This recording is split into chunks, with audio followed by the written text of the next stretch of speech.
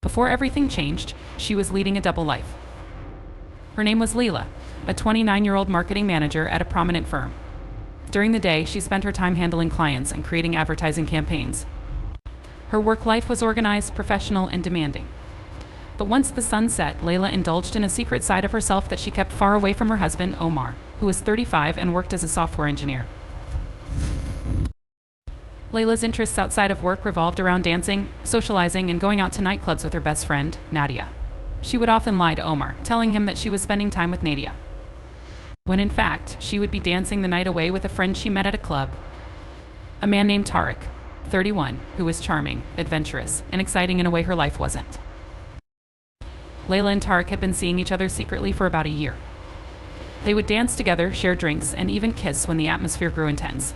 She found herself unable to resist the excitement, the adrenaline rush that came from living on the edge of discovery. Yet, she always reassured herself that no one knew that her double life was safely concealed. One fateful evening, as Layla was dancing closely with Tariq at the club, a young man was recording himself for a social media post nearby. Layla didn't notice him, nor did she realize that she was inadvertently captured in the background of the video. It wasn't until a few days later that the video went viral, showing Layla dancing passionately with Tariq and kissing him. Omar saw the video.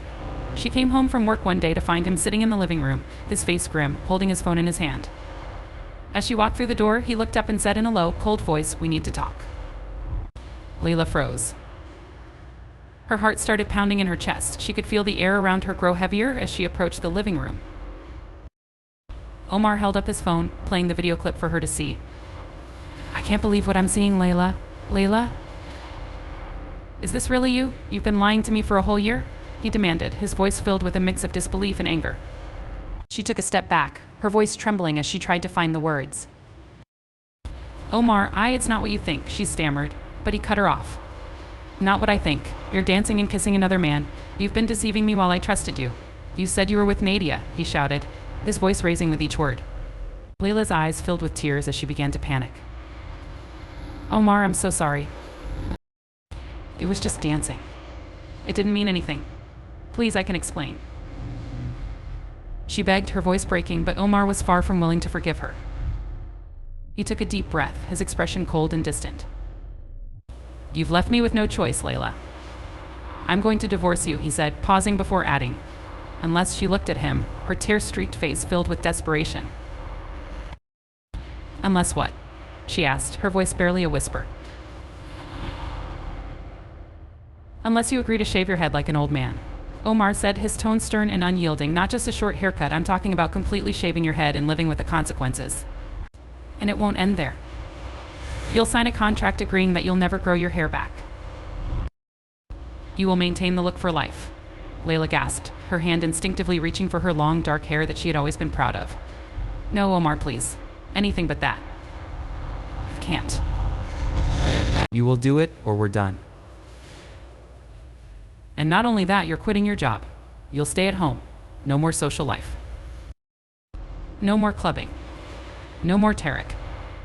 If you want this marriage to continue, you will shave your head and live as I decide," he declared, leaving no room for negotiation.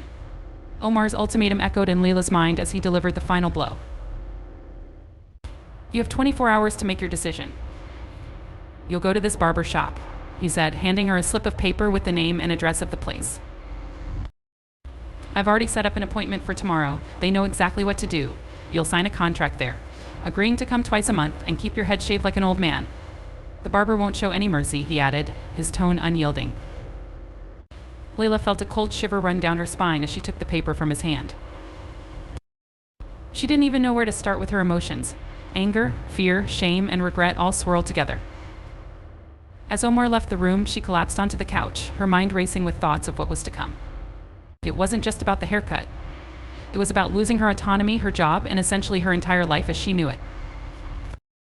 That night, Layla hardly slept. She couldn't stop thinking about the barbershop and the humiliation that awaited her. The next morning, she went through her usual routine in a daze. She stared at her reflection in the bathroom mirror, trying to grasp the reality of what was about to happen. Her long, dark hair, which had always been a source of pride, would soon be gone, and with it, a part of her identity. Reluctantly, she arrived at the barber shop that afternoon.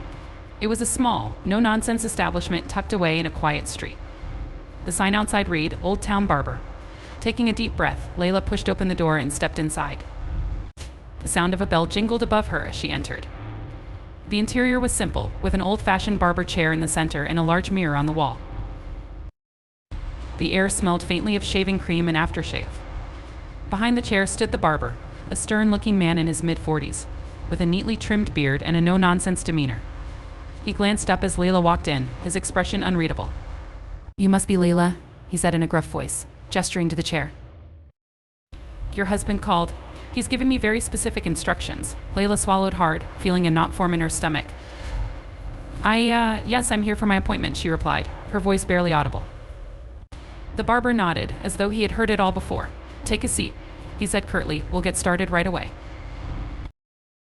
As Layla settled into the chair, the barber fastened a cape around her neck and began to prepare the tools. She felt trapped. As though there was no escape from what was about to happen, her hands gripped the armrest tightly, and she could feel her heart pounding in her chest. "Your husband mentioned a contract," the barber said, picking up a clipboard from a small table beside the chair. "You'll need to sign this. It states that you agree to come in twice a month to keep your hair shaved down to the skin. No exceptions." Layla took the clipboard with trembling hands, her eyes scanning over the document. She couldn't believe she was actually about to sign away her freedom like this, but the thought of divorce and the scandal it would bring felt even more terrifying than the haircut itself. With a deep breath, she signed her name at the bottom of the page. The barber took the clipboard back and set it aside. "All right then," he said, his voice firm. "Let's get started." He switched on the clippers, and the buzzing sound filled the room. It felt like the noise reverberated inside her head, drowning out all her thoughts. She closed her eyes as the barber placed the clippers at her forehead. Just above her hairline, without any hesitation, he began to run them straight down the middle, leaving a strip of bare scalp in their wake. Layla's heart sank as she felt the clippers make their way across her head, the vibration rattling against her skull.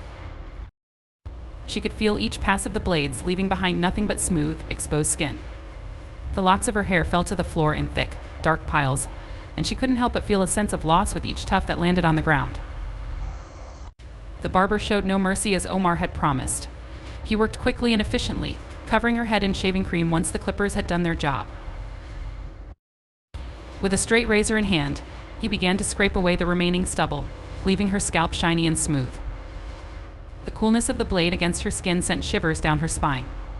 When he finally stepped back, Layla opened her eyes and looked in the mirror. The reflection staring back at her was unrecognizable. Her head was completely bald, gleaming under the shop's fluorescent lights. She looked like a different person, stripped of her beauty, femininity, and the confidence her hair once gave her. The barber handed her a mirror to inspect his work. "Your husband was very clear about the instructions," he said, his tone still as stern as when she first walked in. "You'll come back in 2 weeks for the next shave. Make sure you don't miss it." Layla nodded, her fingers gingerly touching her smooth scalp as she took in the drastic transformation. She could hardly believe it was real, but the reality sank in fully when she stepped out of the barber shop and felt the chill of the afternoon breeze against her bare scalp. She pulled her scarf over her head as she walked home, feeling a mix of shame and humiliation. When she arrived home, Omar was waiting for her in the living room. He looked her over, his expression a mix of satisfaction and control.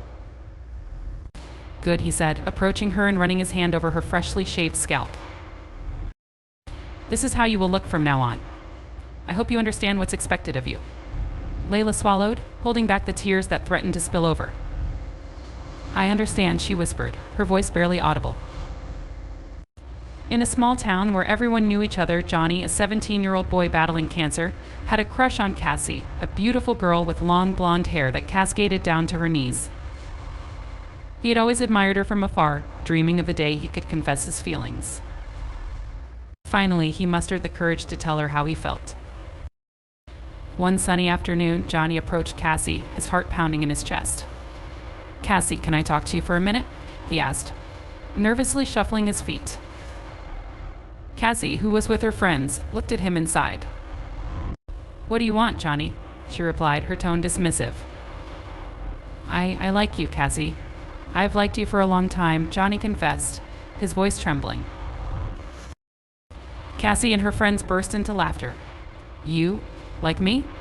Cassie scoffed. You're so ugly and bald. Why would I ever go out with someone like you? Her friends chimed in, mocking Johnny. Emily, who was 16 years old and had waist-length black hair, said, Look at him, Cassie. He's so pathetic. Cindy, 15, with brown hair reaching her butt, added, Yeah, no girl would ever date him. Amanda, 16, with red hair down to her knees, and Bella, 15, with chestnut hair reaching her thighs, joined in the cruel laughter. Humiliated, Johnny walked away, tears streaming down his face, but his childhood friend Alex couldn't stand to see Johnny treated this way. He decided to take matters into his own hands. That night, Alex snuck into the girls' sleepover. As they slept, he shaved all their heads, except for Cassie. He left the clippers in Cassie's hand, making it look like she was responsible. The next morning, the girls woke up screaming. Emily shouted, What happened to my hair? Cindy cried, My hair. It's all gone. Amanda and Bella were equally distraught. When they saw the clippers in Cassie's hand, they turned on her. Cassie, what did you do? Emily demanded, tears streaming down her face. I didn't do this. I swear. Cassie, who was 17 years old, pleaded. She was crying and begging, insisting that she was framed, but to no avail. No one believed her. How could you do this to us, Cassie? Emily, her voice shaking with rage, asked. My hair was everything to me. Cindy added, You're a monster, Cassie. We trusted you. Amanda, tears streaming down her face, said, This is the worst thing anyone has ever done to me. Bella, visibly shaking, yelled, I can't believe you would be so cruel. Cassie, sobbing uncontrollably, tried to explain, It wasn't me. I promise. Someone must have set me up. Please, you have to believe me. Emily crossed her arms and glared at Cassie. Then how do you explain the clippers in your hand? It's pretty clear to me. Cassie's mother, trying to calm everyone down, said, There must be some misunderstanding. Cassie would never do such a thing. But the other parents were not convinced. This isn't just a prank, Cindy's mother stated. Our daughters are devastated. We need justice. Despite her mother's pleas, the court trial went ahead, and the judge ruled that all the girls in Cassie's family had to shave their heads as punishment. Her family protested, crying out in disbelief and begging for mercy. This is unfair. We didn't do anything, one of Cassie's aunts cried, tears streaming down her face. Cassie's grandmother pleaded, Please have mercy on us. We had no part in this. The judge remained firm. The decision is final. The punishment must be carried out. On the day of the public shaving, the atmosphere in the town square was charged with tension and sorrow. Cassie's family stood together, their eyes filled with fear and anger. Cassie's mother, trying to comfort them, said, We will get through this. Stay strong. Cassie's youngest cousin, who was only 12 years old with beautiful long hair, whimpered, I don't want to do this. Please, there must be another way. Another cousin, 14 years old with hair down to her waist, echoed, Why are we being punished for something we didn't do? This is so cruel, their grandmother, her voice trembling, replied, We have no choice. We have to do this, or we will never be allowed to grow our hair back. As the clippers buzzed to life, the first girl took her seat, her eyes filled with tears. The crowd watched silently, the weight of the punishment settling over them. One by one, the girls sat down, their long, cherished hair falling to the ground. The townsfolk, some with pity, others with grim satisfaction, observed the humiliating spectacle. Cassie, standing with her family, felt a wave of guilt and sorrow wash over her. She knew deep down that this was because of her, even though she hadn't committed the act herself. Finally, it was Cassie's turn. As she sat down, the clippers buzzing near her ear, she closed her eyes and let the tears flow. Her long, golden hair fell away, strand by strand, leaving her head bare and exposed. After the public shaving, the family gathered together, trying to find comfort in each other's presence. The townspeople watched as the girl's hair was burned in a bonfire. A symbol of their humiliation, Cassie's grandmother, holding her now bald granddaughter, whispered, We will get through this. We are strong, but the damage was done. The humiliation was too great, and the family decided to leave the town, hoping to find peace elsewhere.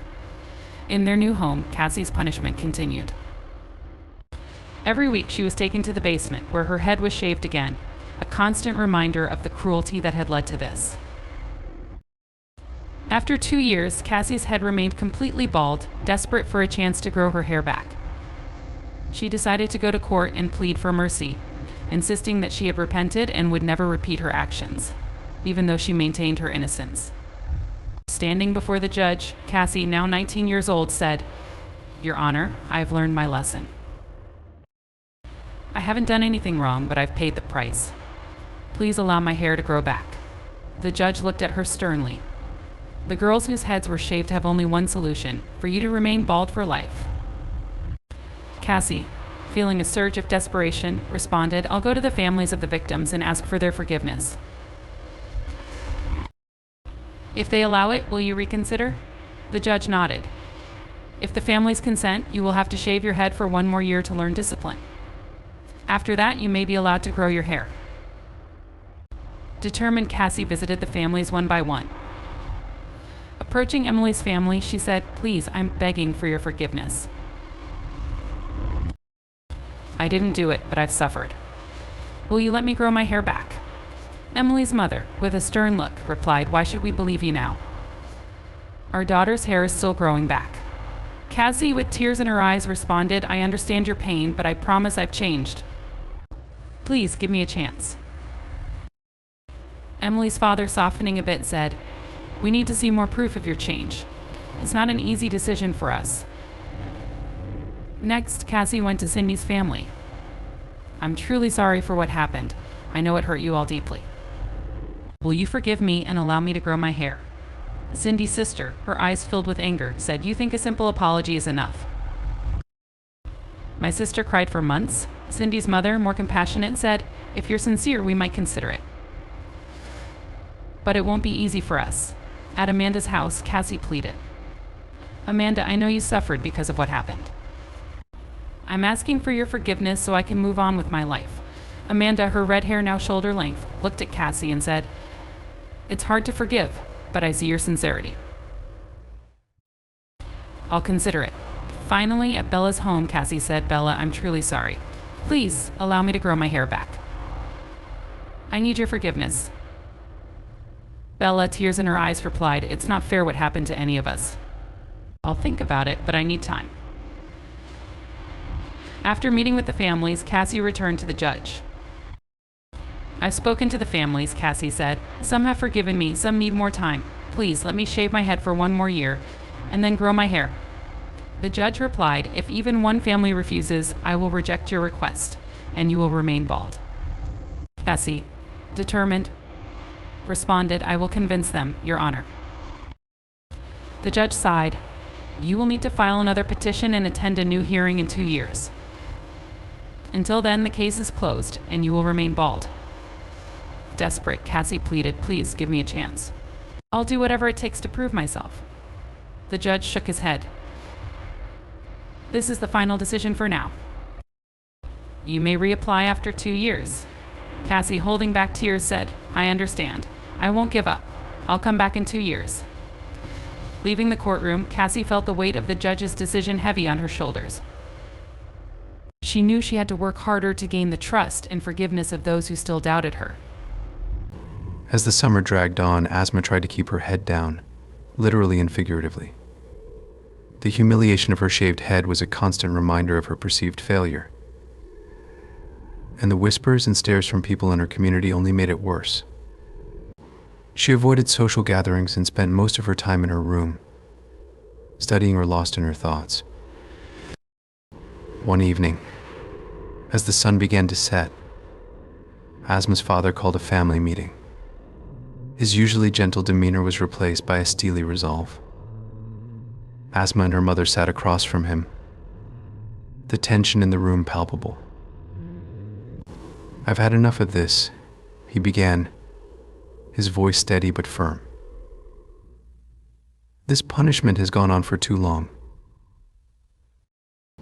It's affecting Asma's well-being and our family dynamics.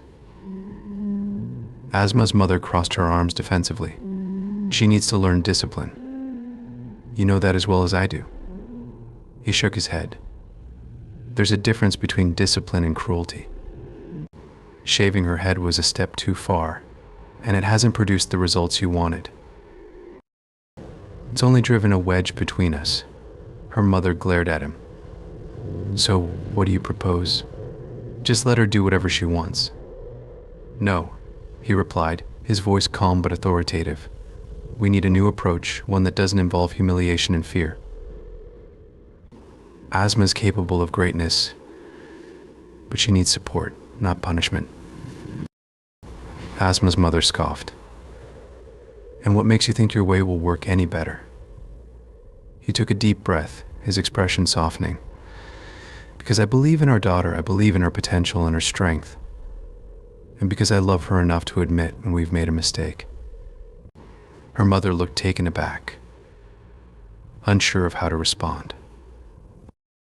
Before she could say anything, he continued, his tone growing more serious. And this brings me to my next point. You have a choice to make. Either you stop these cruel punishments and work with me to support Asma in a healthier way, or he paused, the weight of his words hanging in the air, or we get a divorce. Asma's heart pounded in her chest. She had never seen her father so resolute, and the ultimatum left her mother visibly shaken. You can't be serious, her mother said, her voice trembling with a mix of anger and fear. I'm very serious, he replied, his gaze unwavering. This family cannot continue down this path. If you do anything like this to Asma again, I will file for divorce and fight for custody. She deserves better than this, he told her. You have two choices, shave your head or divorce. A stunned silence filled the room. She couldn't believe what she was hearing. You can't be serious, she said, her voice trembling. I am serious, he insisted. This cruelty has to stop. You have to choose. Either you shave your head to understand the humiliation you've put Asma through, or we get a divorce. And I will fight for custody to make sure Asma is safe, her face flushed with anger and disbelief. You would leave me over this? She asked, her voice rising. After everything we've been through? He nodded, his expression firm. Yes. I will not stand by and watch you destroy our daughter's spirit. This ends now. She glared at him, the reality of his ultimatum sinking in. Fine, she said, her voice cold. If those are my choices, I'll shave my head. But don't think for a second that I agree with this. This is all your fault. For undermining me. He remained silent, his expression unchanged. She continued, her voice rising in desperation. Please don't do this. You can't force me to make this decision. Just give me more time. Let's talk about this. He shook his head. No, we've talked enough. You have 24 hours to decide. This ends now. She looked at him, her eyes wide with disbelief. 24 hours? That's all you're giving me. How can you expect me to make such a decision so quickly? You've had enough time to think about what you've done to Asma, he replied, his voice firm. This isn't a decision that needs more time. It's a decision that needs action. She stepped closer to him, her voice trembling. Please, I'm begging you. I can change. I can be better. Just don't make me do this. Don't tear this family apart. He sighed, his resolve unshaken. I want to believe you can change, but words aren't enough anymore. We need to see real, tangible change. And that starts with this. She looked at him, tears streaming down her face. You're really going to do this? You're really going to make me choose between humiliating myself and losing my family? He nodded. Yes, because it's not just about you. It's about what's best for Asma. She needs to see that this kind of behavior is not acceptable, and that actions have consequences. Her shoulders slumped in defeat. I need more time, she whispered. Just give me a little more time to think. He shook his head again. No, you've had more than enough time. The clock is ticking. You have 24 hours. She fell to her knees, clutching at his hands. Please, I'm begging you. I don't want to lose my family. I don't want to lose you. I'll do anything. Just please don't make me do this. He looked down at her, his eyes filled with sadness. I'm not the one making you do this. You are. Your actions have led us to this point. Now you need to decide how we move forward. She sobbed, her tears soaking his hands. I don't know what to do. I can't do this. He gently pulled his hands away. You can and you must, for Asma's sake. You have 24 hours to decide. If you don't choose, then the choice will be made for you. With that, he turned and walked away, leaving her kneeling on the floor, her heart shattered, and her mind racing. The next 24 hours would be the longest of her life, filled with fear, doubt, and an overwhelming sense of helplessness. But she knew one thing for certain. Whatever decision she made would change their family forever. With that, he turned and walked away, leaving her kneeling on the floor, her heart shattered, and her mind racing. The next 24 hours would be the longest of her life, filled with fear, doubt, and an overwhelming sense of helplessness. But she knew one thing for certain. Whatever decision she made would change their family forever. She left the house, wandering aimlessly through the garden before finding herself on the street. She couldn't believe her husband's words and felt a desperate need to escape her thoughts. As she walked, she noticed a woman with long, flowing hair entering an old barber shop. Intrigued and driven by an inexplicable urge, she decided to follow her inside. As she stepped into the dimly lit barber shop, the sound of clippers filled the air. She watched as the woman who had just entered sat in the barber's chair. The barber, an older man with a kind face, began shaving her head. She was mesmerized by the sight, her own predicament momentarily forgotten. Why are you doing this? She found herself asking the woman. The woman looked at her reflection in the mirror, then turned her gaze to the newcomer. I need a fresh start, she replied. I've made mistakes, and this is my way of letting go of the past. She stepped closer. Her curiosity piqued. But isn't it humiliating? Aren't you afraid of what people will say? The woman smiled sadly. Sometimes we need to face humiliation to find humility. It's not about what others think. It's about what we need to heal and move forward. She felt a lump in her throat. I'm in a situation where I might have to do the same, she confessed.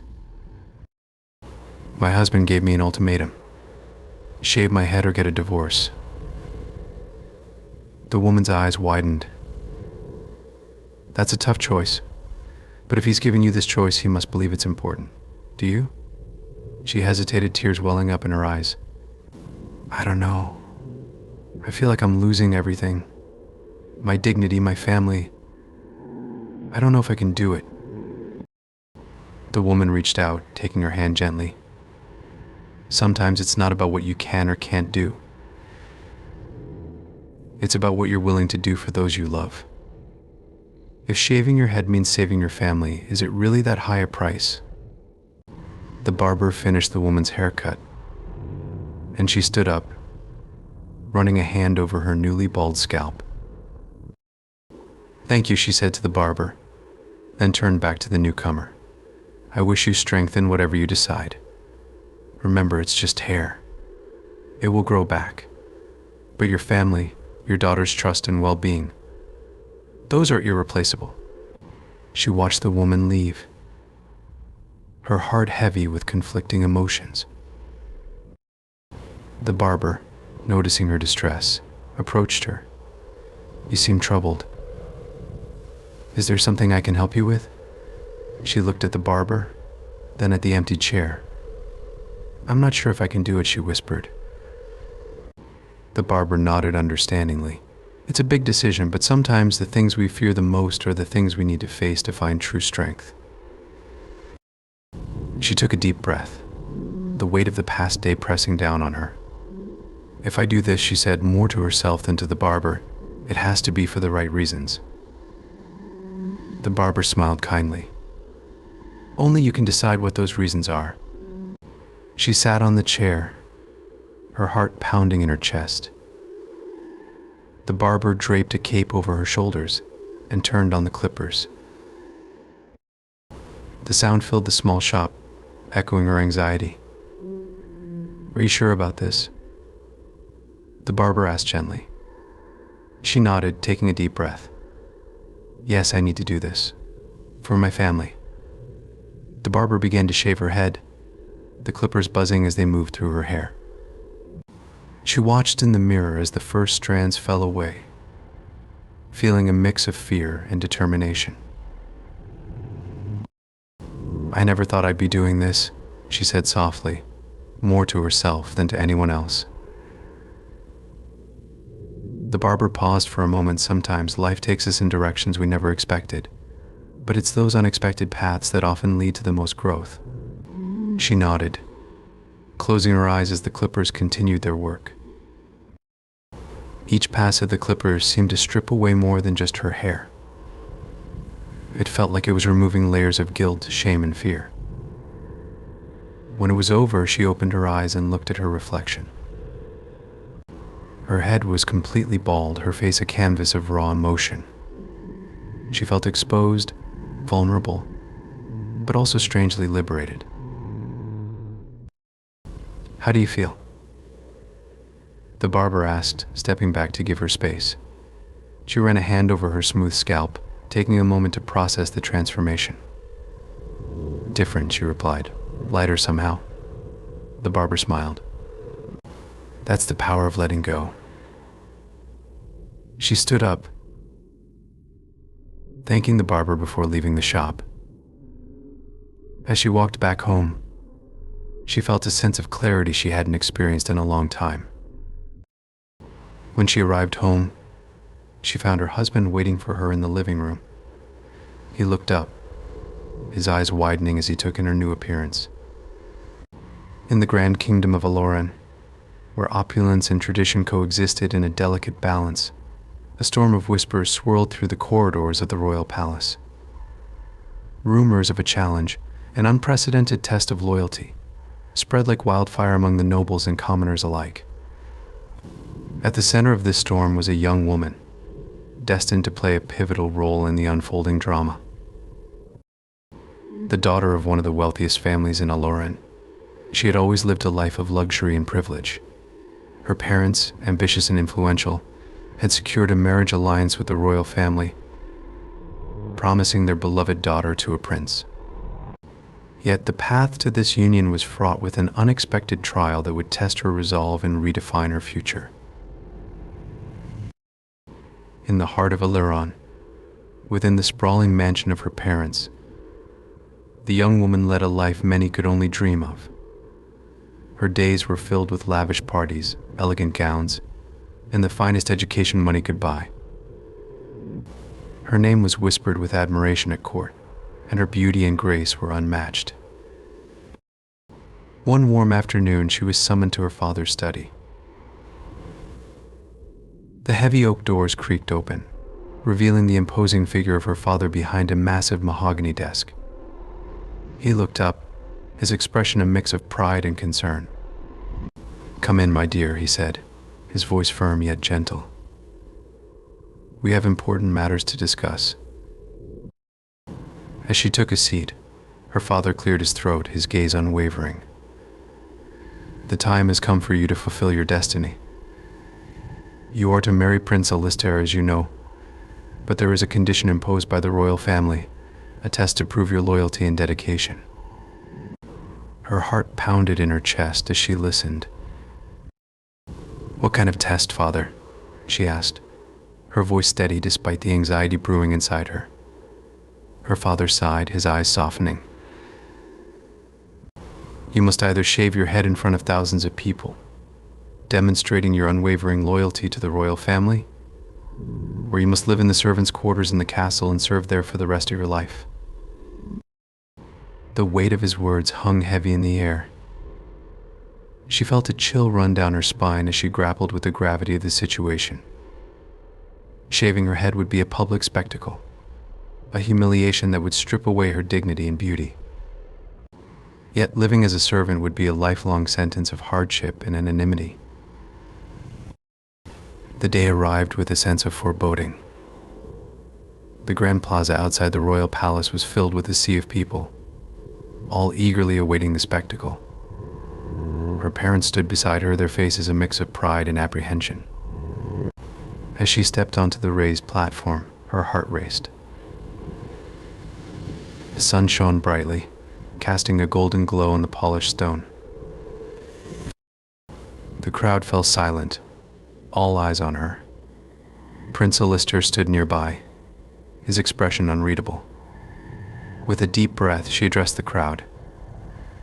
"I stand before you today not as a mere daughter of wealthy parents, but as someone willing to prove her loyalty to the royal family." Her voice was strong, but her hands trembled slightly.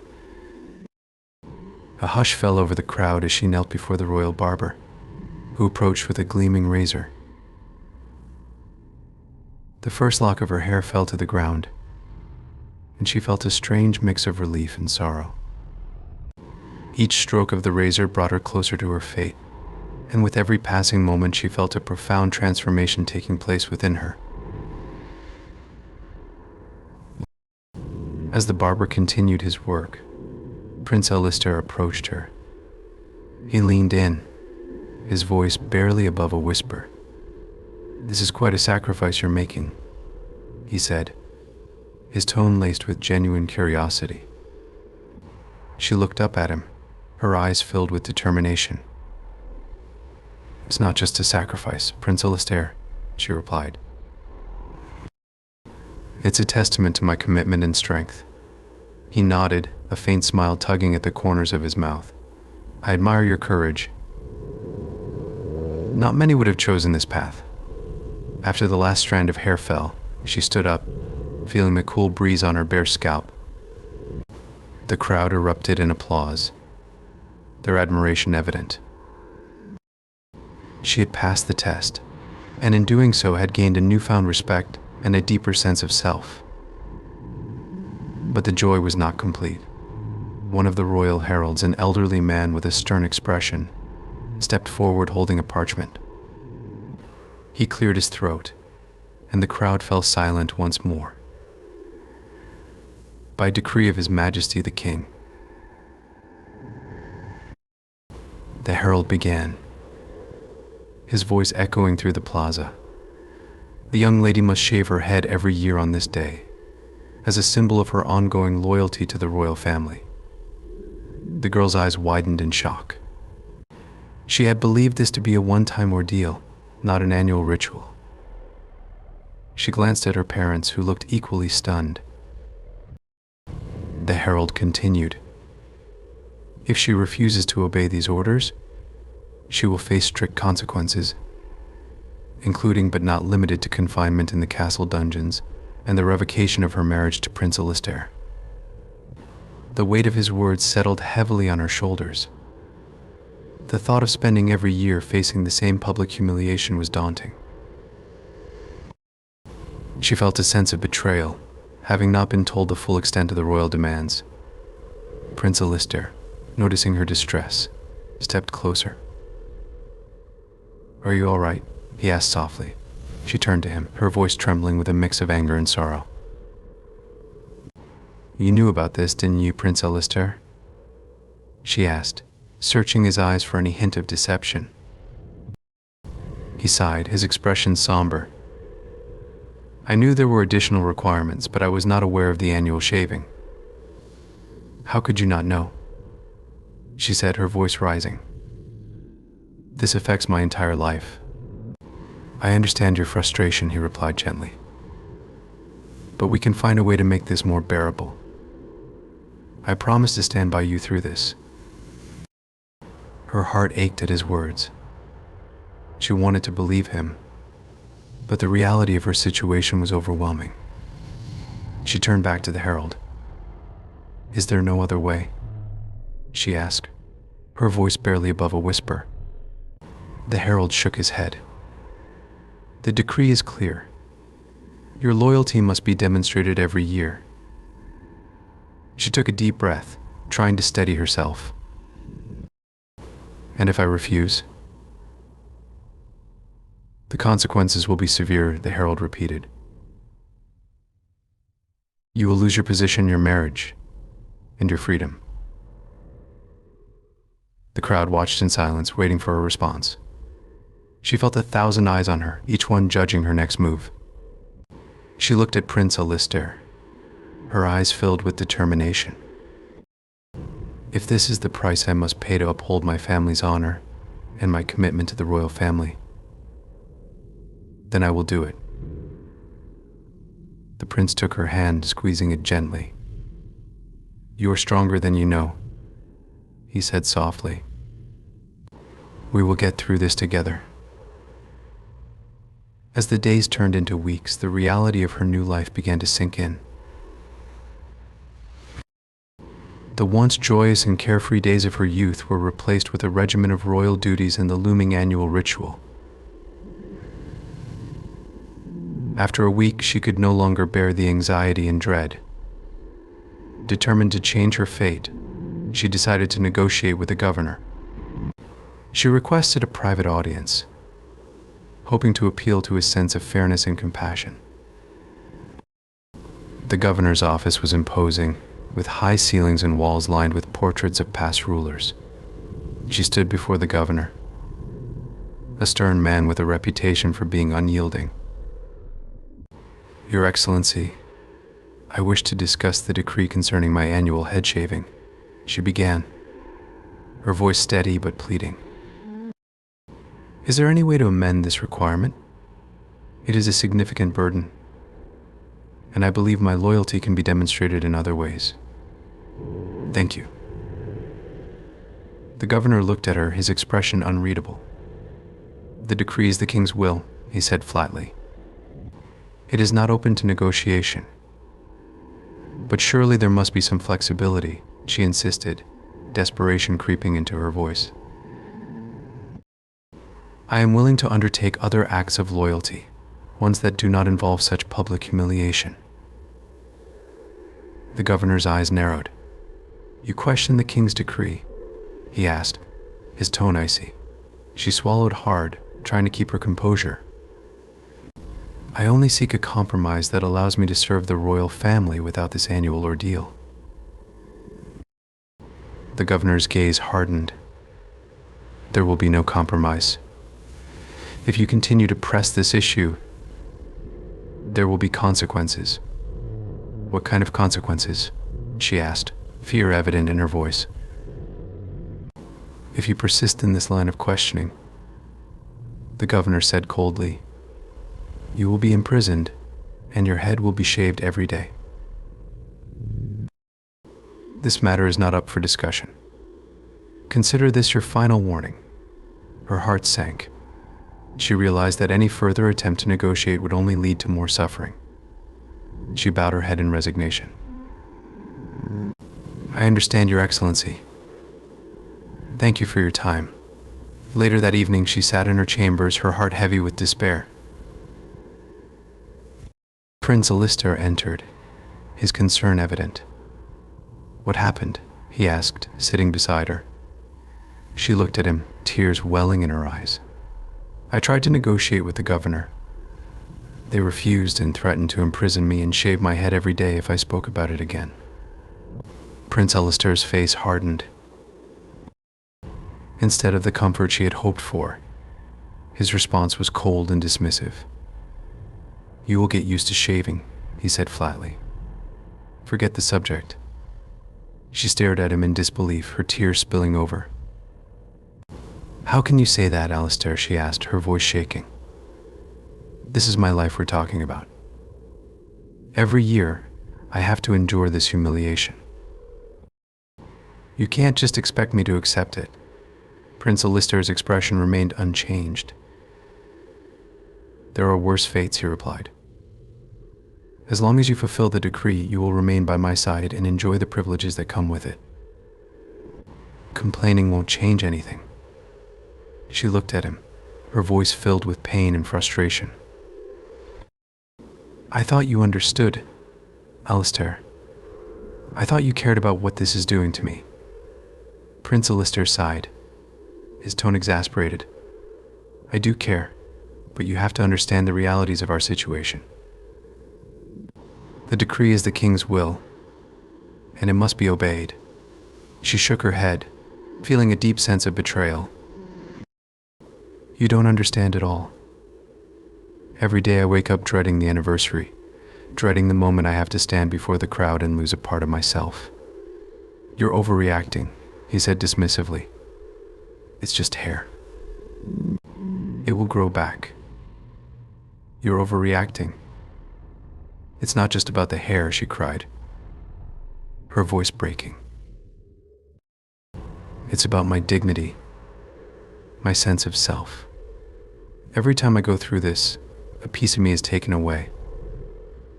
Prince Alistair's eyes softened slightly, but his words remained harsh.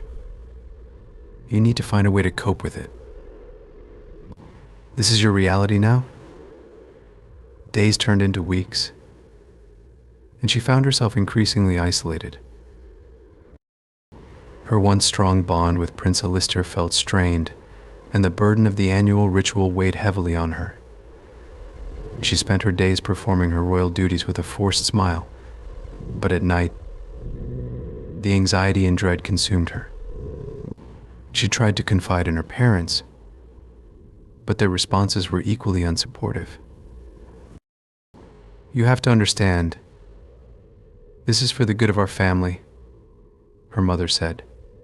"We need to maintain our status and honor."